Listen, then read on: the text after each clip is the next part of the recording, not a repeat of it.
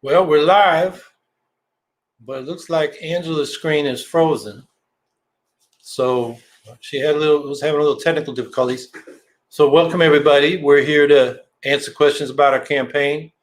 I just heard that Trump said if he can't win, he's going to drop out. I think that just confirms what I've been saying. He's a loser.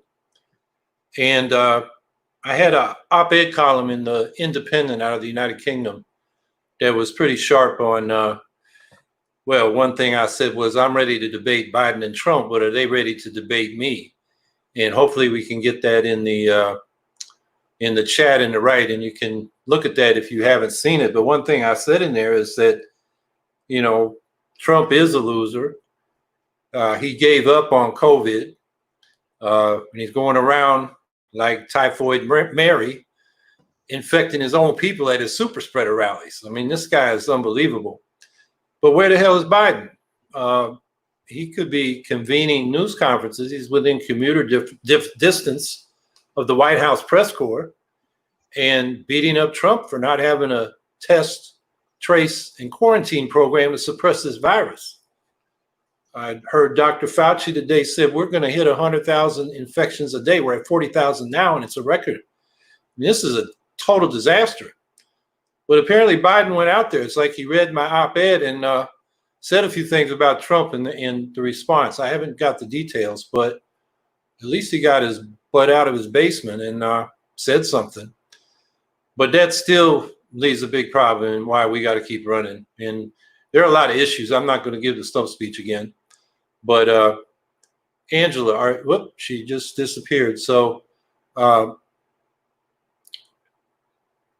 think I also want to, and maybe Angela, if she can hear me, will add to this.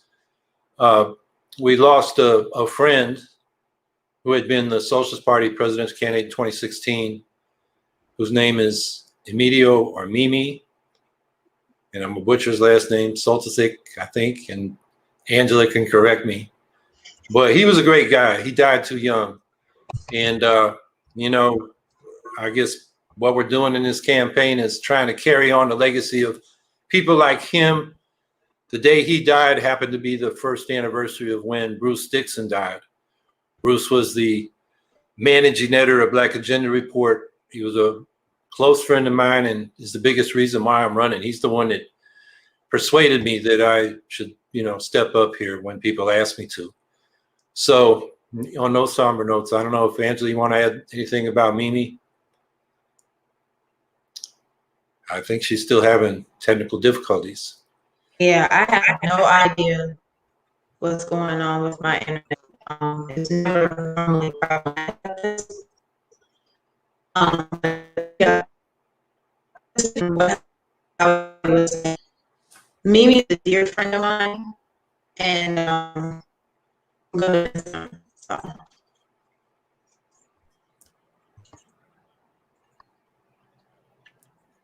Well,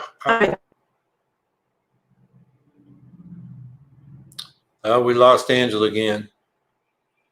So I don't have any more commentary to open this up. I'm ready for questions. And when we get Angela, maybe she can say a few more words about Mimi. So Jeffrey Barkdale asks, how do you plan on beating both Joe Biden and Donald Trump and become the next president of the United States? Well, that could happen. I think the odds are low, but it could happen if we have a real movement that says this miserable choice we're being offered just doesn't cut it. Trump is incompetent. He's a mean-spirited racist. And like I've been saying, what does Joe Biden stand for? What is he the champion of? Why should people vote for him? We know his record. You know, he was against busing for school integration back in the 70s. And that really wasn't about the busing. You know, white kids being bused all over the place. And then he became head of the Judiciary Committee in the Senate in the 80s, after being one of the early so-called neoliberals that got behind the top-end tax cuts that passed in the Reagan years. Biden was a big champion of that. In fact, it was a Democratic bill that Reagan signed because they were on the same page. And then in the later in the 80s, he shepherded through and into the 90s conservative justices like Scalia, Kennedy, and Thomas, and wrote the legislative architecture of the mass incarceration state. And after having done all that, he became head of the Senate Foreign Relations Committee and he was the Democratic cheerleader for Bush's war in Iraq. So he's been a fiscal hawk and a war hawk.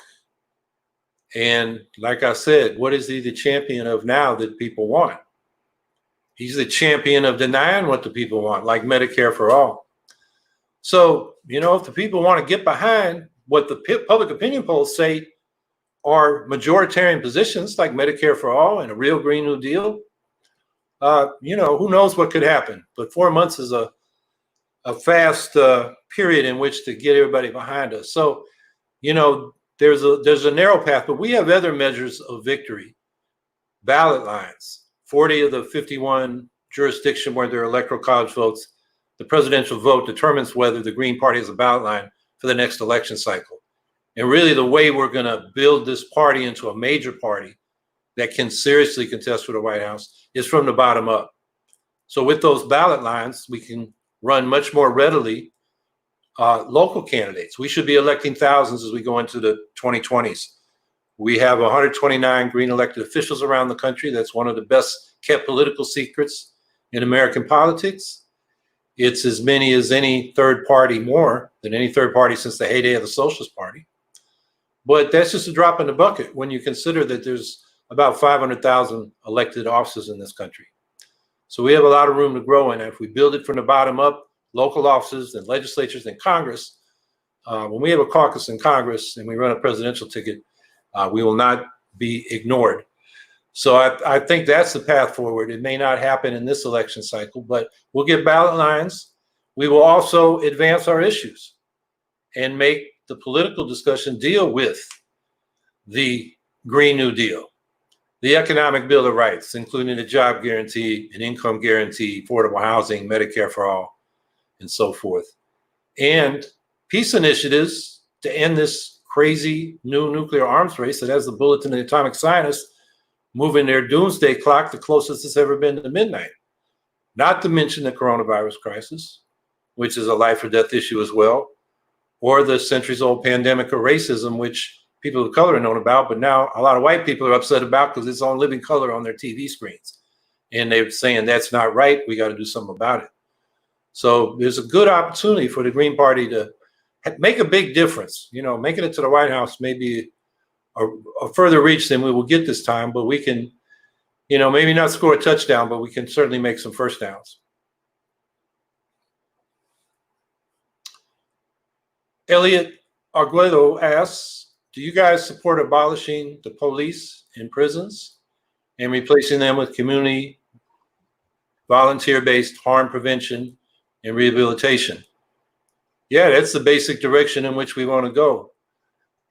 Violent crime is only about 5% of police work. Felony property crime is maybe another 12 or 13%. So over 80% of what the police are doing is harassing people for behavior that's not even illegal or is very low level, like jaywalking. And the things that we send the police out for, they're the wrong people. Somebody who's homeless doesn't need a vagrancy ticket, they need a home. Somebody who is addicted to drugs doesn't need to be sent to prison, they need medical treatment. And if somebody's having a mental health crisis, the last thing they really need is a clueless cop with a gun, they need a psychologist. So a lot of that work can be done by other agencies. And so defunding the police usually means redirecting a major portion of police budgets to these other services. Now, Angela and I have said that's not enough. We got to defund the military too and direct a lot of those funds into our cities. We need a Marshall Plan for the cities because there's not enough money in the police budgets to deal with generations of segregation, discrimination, and exploitation that have impoverished these communities.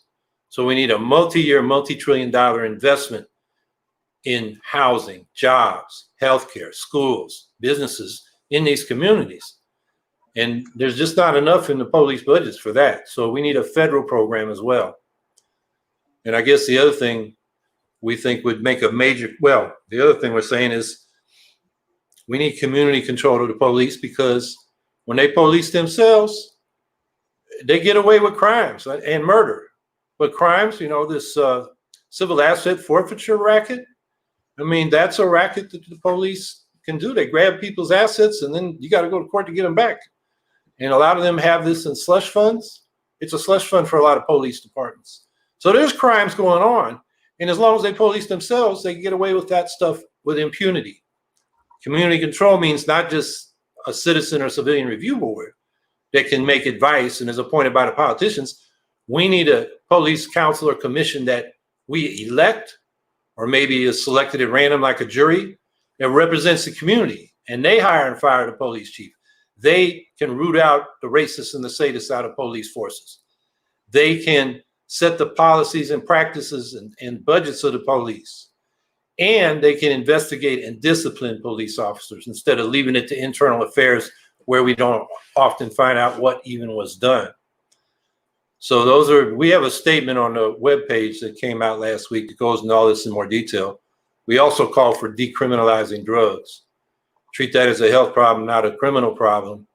And that is 16% of all arrests. It's 45% of all federal prisoners. And, we got to end this war on drugs. John Ehrlichman confessed in 2015, he was one of Nixon's aides, that when Nixon declared the war on drugs, it was a war on black people and the anti-war movement. They would get the anti-war movement for reefer, and they were going to get the black people for heroin. And they knew it was all a big lie, but it was a political gambit to divide the country. And the consequences are millions of people have gone through the criminal justice system and their lives have been, they've been tarred. It's hard when you come out to get housing, employment, education. And it was all for that damn, Southern strategy that Nixon embarked on in 1968. And it's been carried through by a lot of people, including Joe Biden. So that was a long answer to that question. But Angela, it looks like your video's working. You want to add anything? Well, now we got a beautiful smile, but it's frozen. A storm came through here, so I don't know if something is down or what's happening, but yeah, my stuff has never acted like this, so I'm embarrassed. But yeah, everything that you said, and also included in that, because we get a lot of questions about this, not just decriminalizing drugs, but also decriminalizing sex work, for the simple fact that, and basing it on the model that they're using in New Zealand, which is, consenting adults making transactions in that way. It's not something that you need to criminalize. The police have no right. And so at the heart of all of this is the fact that if you want to address crime, most crime in this country, not the, what did you quote, 5%, Howie? That's really violent crime. Yeah. Yeah, if you really want to address the bulk of crimes committed in this country, then we really have to work on making sure that people are not living in poverty. Do you want to add to what I said about Mimi? Yes, please.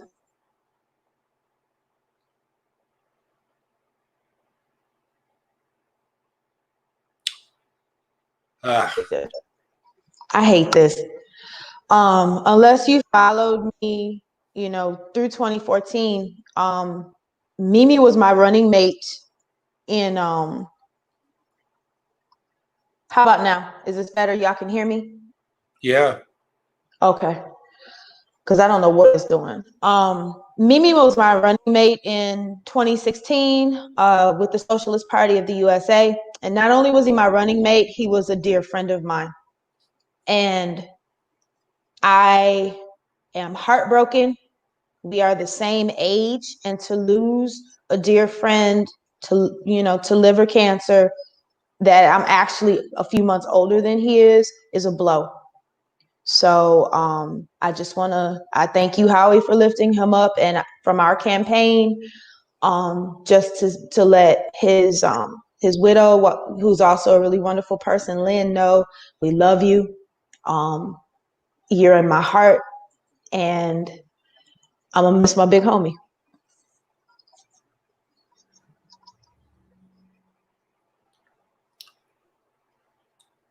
Can you see that, Angela? I can't. Okay, I'll read it. Oh, Oh, you can see it. Okay, go ahead. yeah, I can see it just fine. Can't nobody see me. The issue of animal rights has gained incredible momentum in recent years. As more Americans demand an end to animal abuse, what role would your administration have in pushing for this needed change? And I think this is really an excellent question on a day when a news story broke about another possible that this new swine flu that is being looked at has pandemic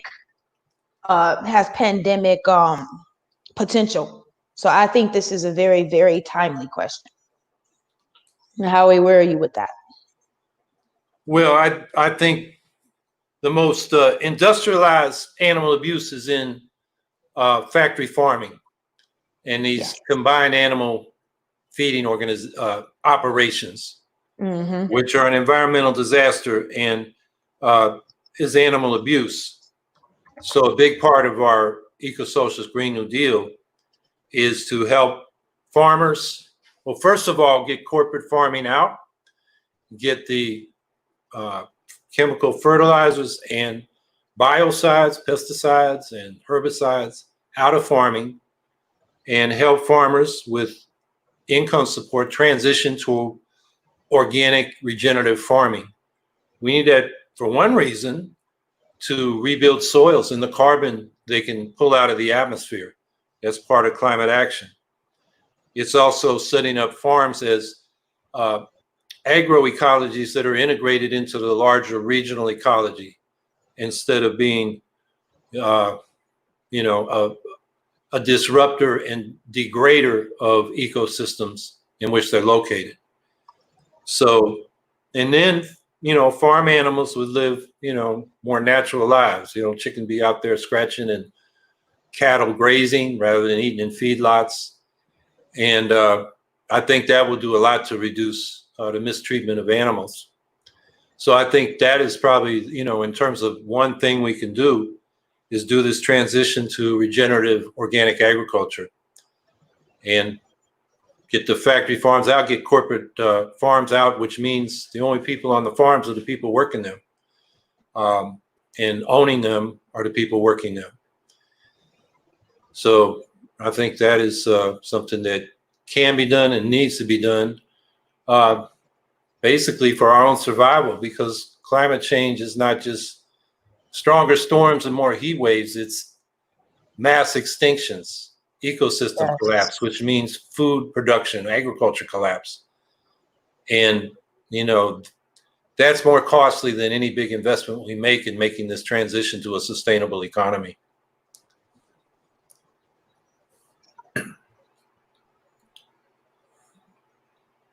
Okay, Mayor Mark. I wonder if he's really a mayor.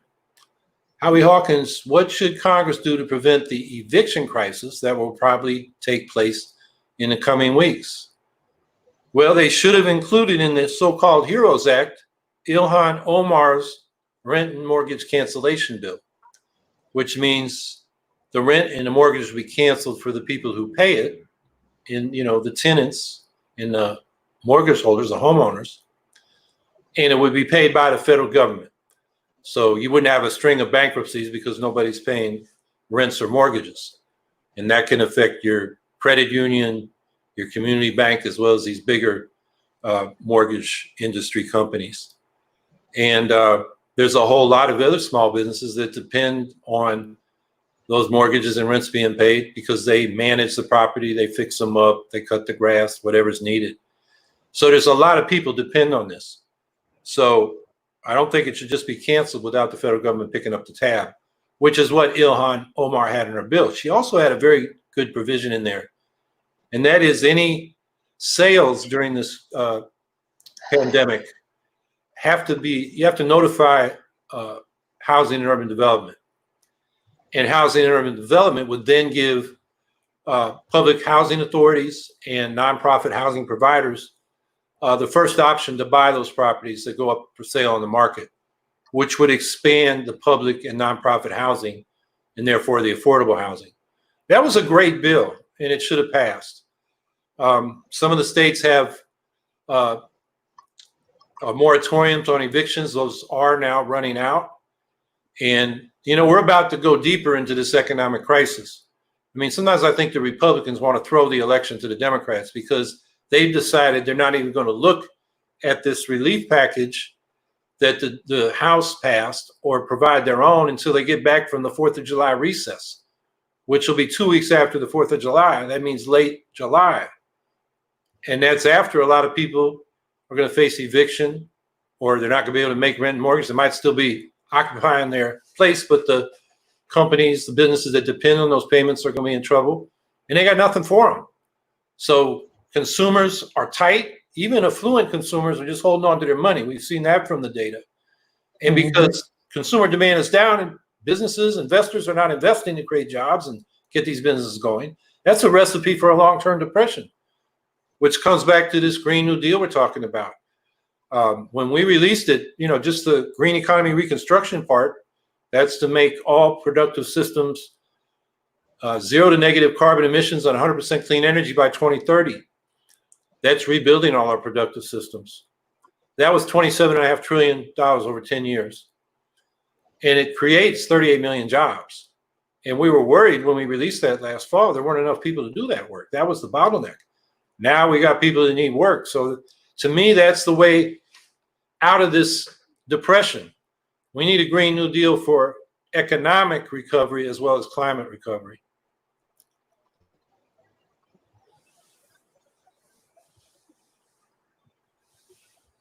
Tuesday Watkins. Hi, Howie and Angela. Hey, Tuesday.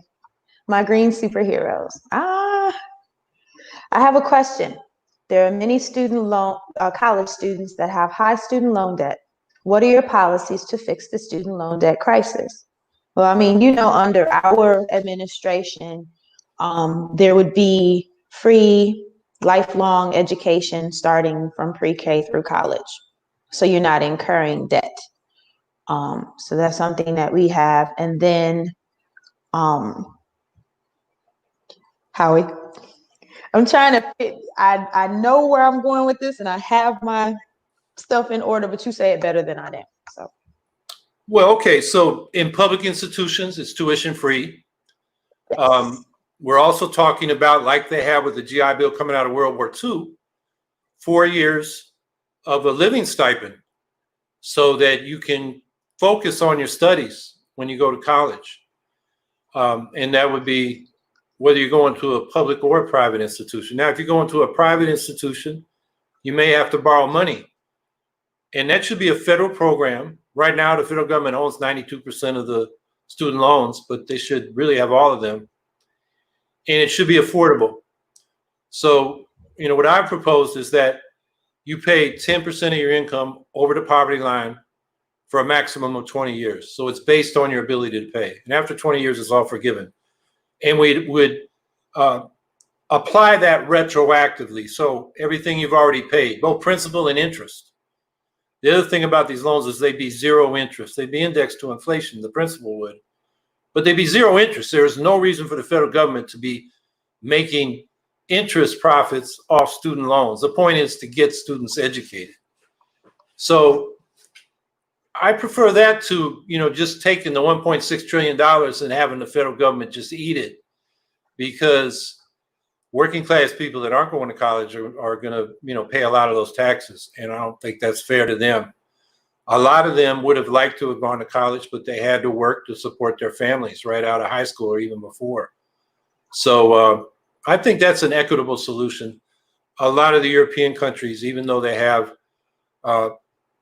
tuition-free public colleges, do have loan programs for students that are similar. You pay a portion of your income based on ability to pay, and then it's forgiven after 20 years if there's anything left.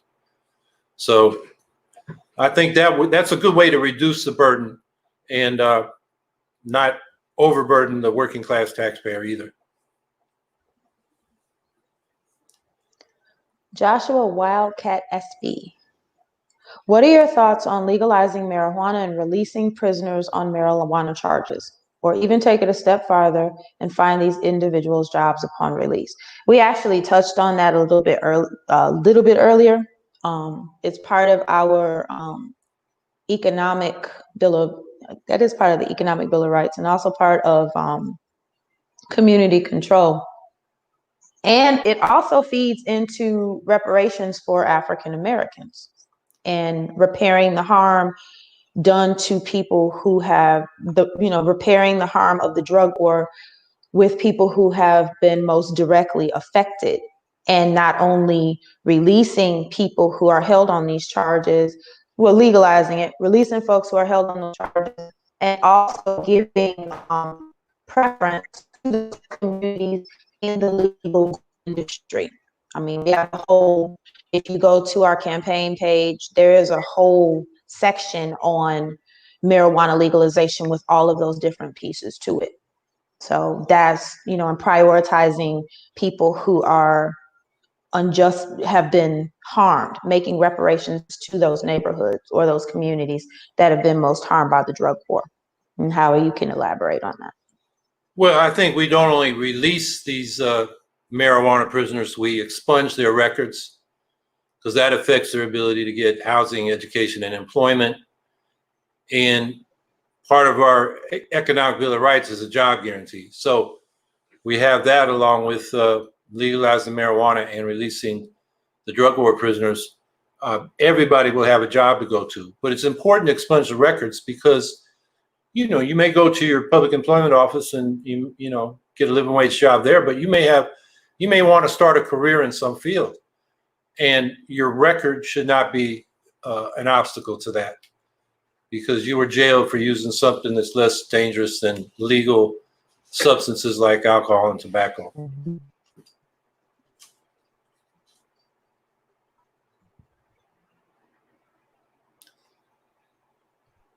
Walt Liquor, or Liquor, I'm not sure which way to pronounce it, probably Walt Liquor.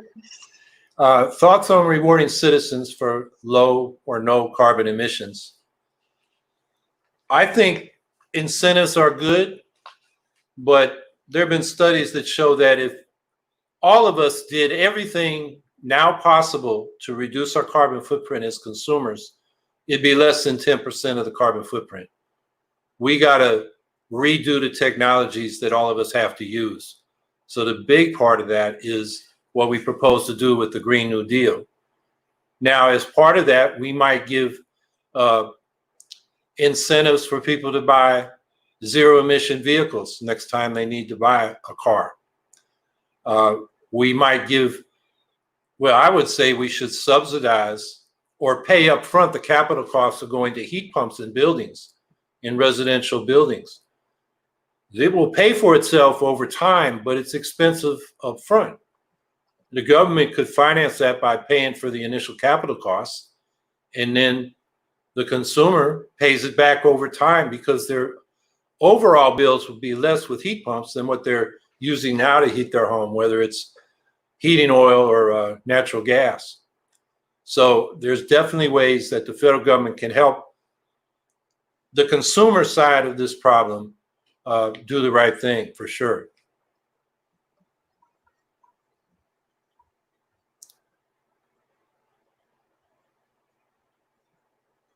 Kyle Weisman, have you approached the Sunrise Movement for an endorsement? Well, I know we've been communicating with them. I was at the demonstration outside the Democratic Party's debate on climate in Detroit. The theme of the demonstration was "Make Detroit the Engine of the Green New Deal." And they were there. And I have to tell you, the rank and file members of the Sunrise Movement were very receptive to, I was handing out palm cards and talking to them. The leadership was real nervous about us because their leadership is very committed to the Democratic Party. So I think that's an ongoing discussion, and we're just going to have to talk to the supporters of the Sunrise Movement.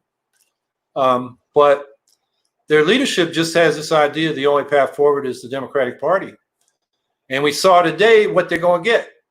Pelosi and Kathy Castor from Florida, the woman that Pelosi put in charge of the Energy and Environment Committee, instead of what Sunrise Movement and Alexandria Ocasio-Cortez demanded when they sat in Pelosi's office in November, right after the 2018 election.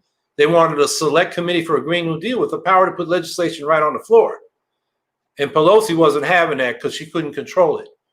And she dismissed the Green New Deal, as she called it, the Green Dream. And so this is what you get. And their goals for carbon emissions or emission reductions are way too little, too late. For example, zero emissions vehicles, I believe the deadline is 2035 or 2040. That's 15 years too late. 2025, is what I would say. We could tool that up in Detroit and make it the engine of the Green New Deal. So, I think the Sunrise Movement, at least their rank and file that's all worked up about this climate issue, is going to be disappointed with the Democrats. So I don't think we're going to get their endorsement this election. I think their leadership is committed to the Democratic Party, but I think we'll get a lot of their supporters' votes. And maybe it'll change direction after they beat their head bloody against the Democratic wall this year and maybe a couple more elections. Coby Jarvis. Hi, Howie. I have a question. My mom is on SSI and barely can make it. Do you have plans for fixing that system? Well, Social Security benefits in general, we're saying double them. This has been a proposal that's been around for a decade. A guy named Stephen Hill, who was a San Francisco Green, at least at one point, came out with an article, extensive article in the Atlantic, and then a book was published. And basically, you fund it by lifting the cap on Social Security taxes. Right now, you get to about $130,000. Any more money you make after that, you don't pay your Social Security taxes on it. That's free of Social Security tax. If they kept paying, and that's a flat tax, it's not a progressive tax, that would put a lot of money into the Social Security system. And then he has some other proposals, including the financial transactions tax and closing some loopholes for the rich. And, the purpose there is to provide everybody with a secure retirement. Now, SSI is a particular system for its Social Security supplemental income. It's supplemental income and for people that haven't yet reached retirement age. And I don't know all the ins and outs. I know there's a lot of difficulty getting qualified sometimes. I've also heard from people that their parents got them on it when they were children and they don't think they need it. And they're labeled as disabled, which creates obstacles for them in their careers, and they want to get off it. So I think, without going into the weeds on that bureaucracy, one of the problems we have with our bureaucracies is that they're very centralized and user unfriendly. I'm having an issue with my Medicare payments, and I get a phone tree like it's the damn utility, or it's really hard to get through. Yeah. So generally, we're socialists. We want public ownership and democratic administration of social services and major industries and banks and financial industries. But we want to control from the bottom up with local boards that are elected by the people, that are accountable to the people. And if you decide in your local board you'd rather talk to people than phone trees, well, we're in charge because it's our service and we control it. So I think that's the problem with the administration of a lot of these federal programs. It's too centralized. And we need a way for the users, the clients of these programs to have a say. And they know better than anybody how the system works because they live in it. And they can improve those services.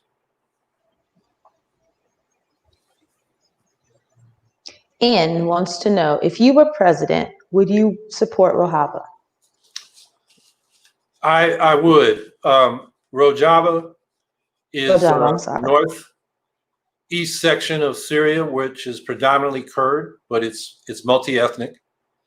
And they have a movement there, somewhat similar to the Zapatistas in southern Mexico. It's based on assemblies of the people and their federation from that level up. They have organized a self-administration, autonomous, what do they call it now? They keep changing the name. but it's a self-governing zone based on grassroots democracy, what we call grassroots democracy in the Greens. And the leading party, the Democratic Union Party, that has set this up among the Kurds and the other groups is anti-sectarian. They're not for one religion or another. They're anti-nationalists. They're not there to create nation states. They are feminists. They require all their governing bodies to be co-chaired by a man and a woman. They are anti-racist. They ensure that ethnic minorities, the Kurds are a minority within all of Syria, but in that region, they're the majority, but they ensure that Arab and Armenian and Turkmen and Syriac, there are all kinds of ethnic groups there, Yazidis, are represented in the communities where they live. They're very committed to ecology and to socialism. They, to me, are the most progressive force in the Middle East. And if they are successful, they set a good example for other parts of the Middle East that are having terrible problems with sectarianism and authoritarianism. And now, what's happened is because the Syrian government withdrew their military forces from there, they're able to set this up. The question is, what's going to happen now if the Assad regime goes back in there? And the Kurds are trying to negotiate with Assad.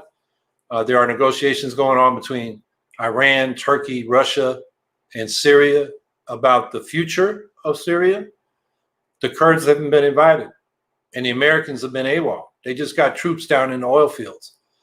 And they were working with the Kurds against ISIS, but as you probably know, Trump just, because Erdogan asked him to, moved them out so Erdogan could invade, and Erdogan from Turkey. And now there are hundreds of thousands of Kurdish refugees because of that invasion by Turkey and Islamic fundamentalist militias. It's a very complicated situation, but I think definitely we should speak up for the Kurds. We should diplomatically engage so they can protect their rights. And the other thing we need to do is make sure the refugees, both Kurds and all the Syrians, have what they need to survive. And we should open up our country to immigration again. A lot of these people don't think they can go back to Syria. I have met with Kurdish exiles from Rojava, from Kobani, which the ISIS almost took over. And I met a young student. He was one of 6 siblings, and they wanted to send one, so at least one of the children would survive because they were facing ISIS. And he's a tall guy. He's a basketball player. I won't say where he's at now. He was concerned about both Syrian and Turkish Secret Service if he spoke out. So it's a difficult situation over there. But Rojava, to me, is something that we should support. Certainly give it political solidarity. And so, yeah, I would diplomatically support the rights of not the national rights, but the cultural rights and political rights of the Kurds. Their new perspective is, I mean, originally the Democratic Union Party grows out of the Turkish Kurdistan Workers' Party. And they were originally a traditional, national liberation movement. They wanted a Kurdish state, but they changed their perspective in this century to saying we want autonomy, we want federation from the bottom up, and we don't want to be a nation state. We just want to be able to speak our language, which has been suppressed, govern our communities, own our businesses cooperatively and things like that, and let the women be free. That's very central to what they're doing, and have an ecological perspective. So it's very progressive. And I'm about to get a phone call from a Black Lives Matter leader in the Greens here. And I'm just going to cut her off and call her back. I'll tell you what, you take over. I'm just going to tell her I'll call her back. Yeah, I got you. Hopefully my video is acting like it has some sense now. We just had a storm come through here. So I'm thinking that's what's happening. For Independence is asking, as an educator, yes, I have watched the ability to teach be taken from teachers. What are your plans? Good question. Um, First off, we believe in the community schools model, and we believe that the schools should be the hub of their community. Now, having said that, educators should have a say in how they teach, in what they teach. I know that there was a lot of, I think, society go around Common Core, and I work with a whole lot of teachers.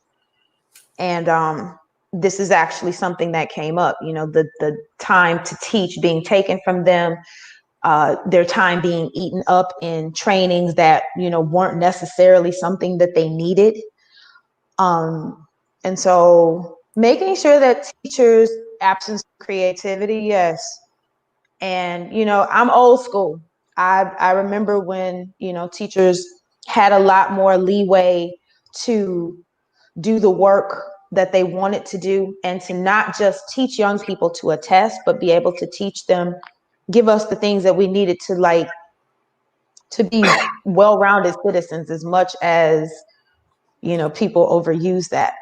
So, under our administration, teachers would be respected and given the opportunity to help create curricula, help shape the community in their schools, which, y'all already do that, but to a greater extent, and also have respect afforded to the profession.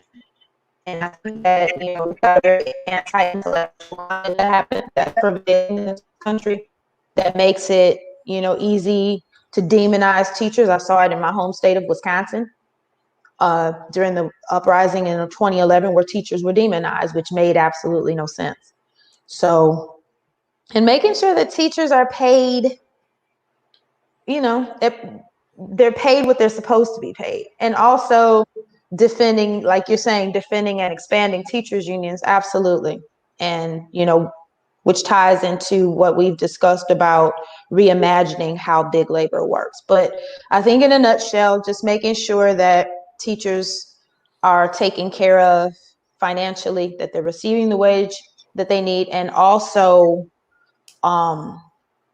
that there is respect for the profession. Howie, the question was about teachers and the fact that they are not given the time to teach the way that they need to be, and how would we change that? Well, one thing we would do is end the high stakes testing that gets mandated from the top down and dictates a lot of the curriculum. We have more faith in teachers and parents through locally elected school boards. These mayoral control and state control of public schools is really a wedge to privatize public schools, define schools in low-income communities, because they score low on the tests predictably, as schools that need to be, as failing schools that need to be replaced by charter schools, which are privately managed. This is an attack on public education. The parents and the teachers are the most interested in their own kids. They can develop curriculum that their kids need and will do their best. So we end the high stakes testing and the privatization push that we're particularly getting now. I mean, we got it big time under Obama and Arnie Duncan, but we're getting it, to the extreme with Betsy DeVos or DeVos, however she says it. And we pull back from that. And then, so teachers really have the time to teach the children. I mean, we've talked about, instead of public school funding being dependent on property taxes, which are unevenly distributed between communities, that you just take it off the property tax, have the federal government pay for it through progressive wealth and income taxes, and have extra money for those communities that need extra help, and provide enough money for enough teachers, well paid, that the student ratio is 15-1 instead of what we have now. And so those are some of the things we would do to help the teachers do their job. And I heard Angela mention in the pay. I like what Bernie Sanders was saying. Starting wage should be for teachers $60,000 a year, and then it grows with seniority and experience.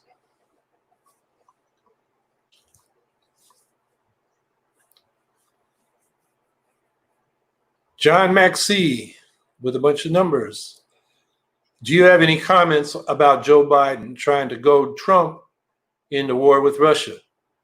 Yeah, the Democrats got to stop. I mean, they are trying to escalate a Cold War with Russia. I'm no fan of Putin and Russia. It's an authoritarian capitalist country. It's as much in climate denial as Trump's America. But we have business we got to conduct with the Russians. We needed a time to deal with the climate issue, to deal with this new nuclear arms race, to end these stupid proxy wars in Syria and the Ukraine, and maybe now in Afghanistan. Who knows what that report really means? And Biden has been a war hawk. I mean, he's always, and as a Vietnam era veteran, I think he avoided serving, but he's happy to send other people. So those are my comments on Joe Biden, war hawk.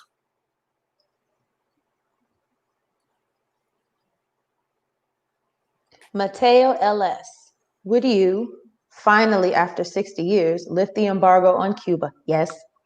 The U.S. needs to stop killing people with its meaningless imperialist policies. We couldn't agree with you more. And just thinking about what Cuba has been able to accomplish in spite of how awful the U.S. is to it is just stunning. And so I want to be able to exchange things with Cuba. I want to, I want the Cuban people to have the sovereignty that they're supposed to have, and I want them to have access to goods that they may not be able to, have, because I'm aware that they could have had access to equipment that, we're only 90 miles away, and there's some things that they could have been able to do but were not able to do because there's an embargo. After 60 years, this is senseless. It is causing hardship for people needlessly, and I think not just for Cubans but also people in the United States. And it's time to lift that embargo. But Howie? Yeah, I happened to do an interview today with a publication out of Miami of young Cubans called Startup Cuba. And really, they're trying to help their people, now that Cubans opened up for small business cooperatives, help them, with business knowledge and so forth. And they want to see the embargo lifted. And, because they want to see cultural exchange, economic exchange. And so that article will be coming out. It's called Startup Cuba. And I think they represent the younger Cubans in Florida who have had it with this embargo. And, let's open up. And I think, Thomas Paine used to say that, the best way to spread democracy is to have commercial and cultural exchange. And I think he was right. My friend Ray McGlynn over here in the chat saying he's inside of it. Absolutely does. He trains the best doctors in the world, and they train them for free. And those doctors go places that other doctors won't go, and have been absolutely amazing in their response to this pandemic. So, yes, Cuba is thriving, but I also believe that this embargo being in the way denies Cuba access to some things that Cuba might want to have, from a neighbor to the north, that's so close. So, and I'm partial to Cuba, so I want them to have everything. Brandon Good, Howie. Vice President is often referred to as one of the weakest positions in the U.S. government. How will you be sure to integrate Angela as a strong co-leader to help guide our nation? Angela, how do you hope to strengthen the position of Vice President? And what do you hope to accomplish in that role? Well, I'll answer the first part and Angela can answer the second part. Look, I picked Angela because I wanted a teammate. Somebody I have a good relationship with so that we can work as a team. And we have that rapport. We've known each other since 2014. And I think the point of having a team is that two heads are better than one. So, when we start thinking about issues, we consult with each other. And if you're going to have a vice president, you might as well use her. And so, you know, and I know Angela works hard. She's out there in that truck 10, 11 hours a day some days. And yeah, I'm now a retired Teamster, but I know what that's about. And so I know she'll work hard. So I'll turn it over to Angela for the second part. And Howie's exactly right. Like, for folks on here who are my Facebook friends, it's just really dope that you asked this question, because one of the thing I just posted like a few hours ago is the fact that I am very proud that every organizing thing that I have done and consider an accomplishment has been cooperative. You know, nothing came from just me. I when it comes to this work, I am not an island. And so being able to work in tandem with a president who is compassionate, who listens, makes it easier for me to work on things. I mean, I don't think that Howie would hog all of the issues to himself. I don't see him doing that. So what would I hope to accomplish? One of my biggest hopes as vice president is to give the U.S. or help to bring the U.S. to some sort of decent status in the world, where we are not seen as a world aggressor, like Howie says all the time, you know, not the world's policeman, but working cooperatively with other nations to make sure that we are doing all that we can as a unified body to reverse climate change, to make sure that all of our people, you know, that there's fairness all the way around the globe, that we are not amassing nuclear weapons and holding them at each other's throats, that we're not living the way that we are now. So I would want to build the type of world cooperation that would ensure that we're not at war. I'd want to help. Yeah, I would just add that I'm a Teamster, she's a trucker. We got 2 workers for the White House, and we like to say we're putting a better class of people in there than we've had. And I think the other thing is, you know, we got common sense. You know, Trump runs around saying he knows everything about everything, and he knows nothing about anything that matters. I mean, we're smart enough to know we don't know everything. And we know we need to bring in smart people, competent people to help us, you know, do all the things the federal government's got to do. So 2 workers for the White House. Couldn't go wrong.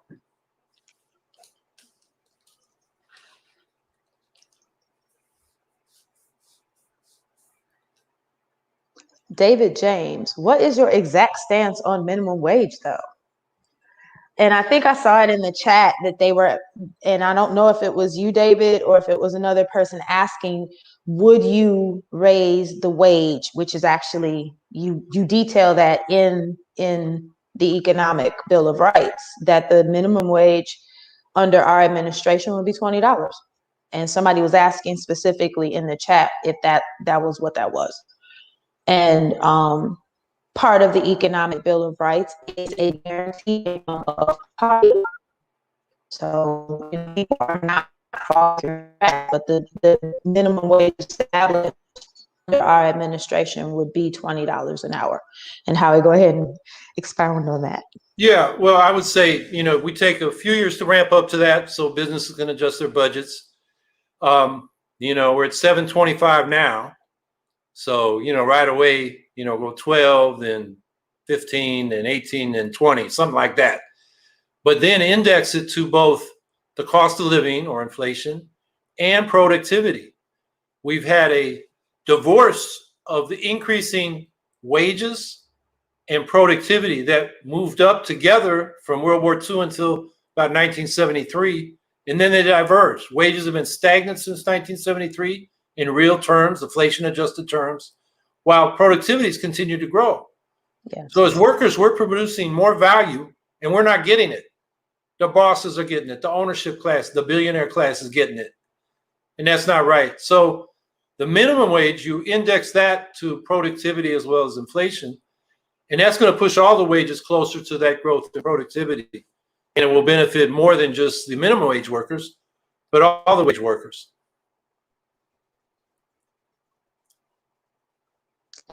Just tag that on just really quickly is that, also that we are aware that a lot of people with disabilities who work are not being paid even the minimum wage.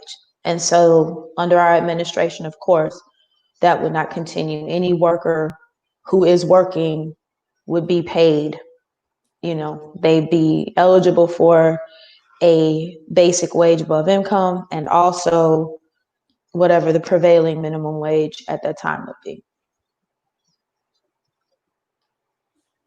So Stephen Southworth, if you haven't already done so tonight, would you elaborate on your open border policy? Well, what we're talking about is what they have within the EU, what they have within the Central American countries, Guatemala, El Salvador, Honduras, and Costa Rica. They have it within the Andean countries. I think it goes from Ecuador down to Chile. And that is, you check in at the border, and if there's not a warrant out for your arrest, you're free to go about your business. Whether that's shopping, going to work, going on a vacation, or coming to live. And instead of this big border apparatus that tries to control the movement of people, that's a fundamental human right, freedom of movement. It's in the 1948 UN Declaration of Human Rights. At that time, they were targeting South African apartheid and some of the internal passport systems that China and Russia or the Soviet Union had. But today in a globalized economy, capital moves, why not people? And that border divides us. So, the right wing, like Trump says, the Mexicans are coming to steal your jobs. No, they come to do the jobs that Americans don't want to do, like picking those crops, milking those cows, doing the laboring jobs on construction sites that are non-union and very low wage, basically the dirty work. And on the other hand, the Mexicans that stay, like in the Maquiladoras just across the border, they are used as a battering ram against workers here. Companies say, hey, you don't ask for more wages or we might just move across the border to Mexico. Yep. So get rid of the border, enable us to organize our unions across the borders. And instead of letting the border divide working people, let it, enable us to unite us. So those are some of the angles to the open borders policy. And along with that, we would abolish ICE and the Border Patrol. The staffing they now have, we know from that Facebook page the Border Patrol had, where half of Border Patrol was on it, full of racist comments toward Latin Americans and others coming across the border. Those people should be, if they're good people, they can reapply with a new border agency that would administer a open borders policy. And then, the first thing we need to do is release the people from the detention camps, reunite the families, provide them with the support they need to settle and, in a safe place, particularly unaccompanied minors, and, get them employment and social services. And then let the people on the Mexican side of the border who, against our laws, are not being allowed in to apply for immigration or asylum. And it's not just Mexicans. I told you about this interview with the Cubans. They're very concerned that a lot of Cubans are trying to immigrate and they're stuck on the Mexican side. And the drug cartels figure, oh, they got rich Cubans' family in the United States and they can extort them for more money. So there's a lot of kidnapping going on. That's what Donald Trump and his policy is subjecting these people to. It's a crime against humanity. And it's got to stop. I mean, that's another thing. If Biden had the humanity, he should have a news conference with the White House press corps and just tell people all the crimes Trump is committing on the border. And, I'm hopeful that people would, rally to those people. We've seen this now with this uprising against police brutality and racism. People of color have known this. But now that it's on your TV screen and live in color, the white people saying, no, this is wrong too, at least the young ones. And they're out there saying we need a change. Well, this kind of abuse is going on the border, and it's kind of out of sight right now, and it needs a spotlight on it. And we're doing the best we can, but, I get mad at Biden because he has the opportunity, he has the stage, and what's he using it for? You know, I mean, his campaign strategy seems to be to let Trump just hang himself with his own words and be out of sight. There's a lot he could do right now, but since he won't, you know, we're going to give him an alternative, give the voters an alternative. I just want to interject that the Black Lives Matter policy documents lift up the fact that, you know, when we're talking about immigration, we're always thinking of Mexico and South American places like that, but we forget about Africa. We forget about African immigrants. We forget about Asian immigrants. And so, you know, when we're talking about justice for immigrants, we're talking about a whole lot of people and making sure that folks are okay. And I just wanted to throw that in there.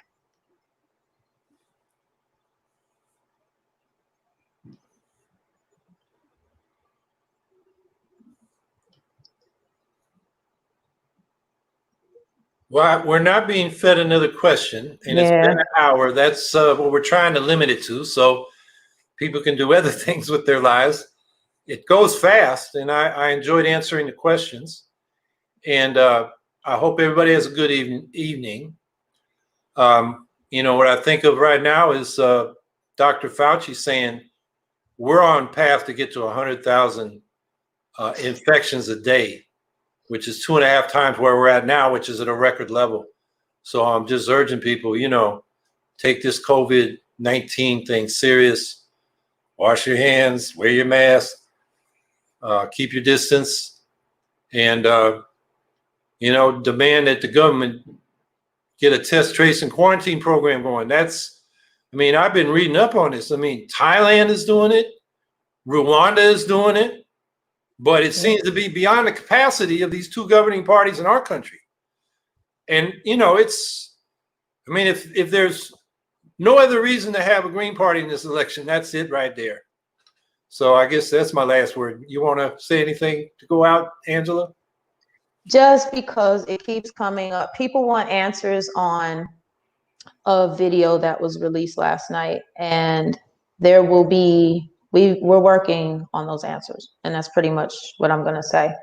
And that I live in South Carolina, and we saw, I think today, what was it, the estimate, over 1,000 new cases in the last couple of days, because our coasts are open and the people that are coming here are coming from hotspot states. All I see is New York license plates and Florida license plates. And so, you know, people want to have fun and do their thing in the summertime, but also please be mindful.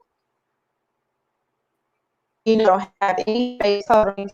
Be mindful of the fact that, you know, these folks are going out and being served by people who have to carry whatever there is that they're bringing with them. They're taking that home. So this is bigger than just, I'm being denied my opportunity to have a summer. I need us to be more compassionate towards each other than we've ever been, because a lot of people are vulnerable to this virus. I need us to think about that. I need us to care about that. I mask up on a regular, unlike Mike Pence, and always have. So I just want us, you know, just to echo Howie, please stay safe. Please be mindful of the fact that, you know, people who are in the public sector and serving you, they go home to somebody. Now, some of y'all work public sector, so you know what I'm talking about. So y'all take care of each other. All right, good night.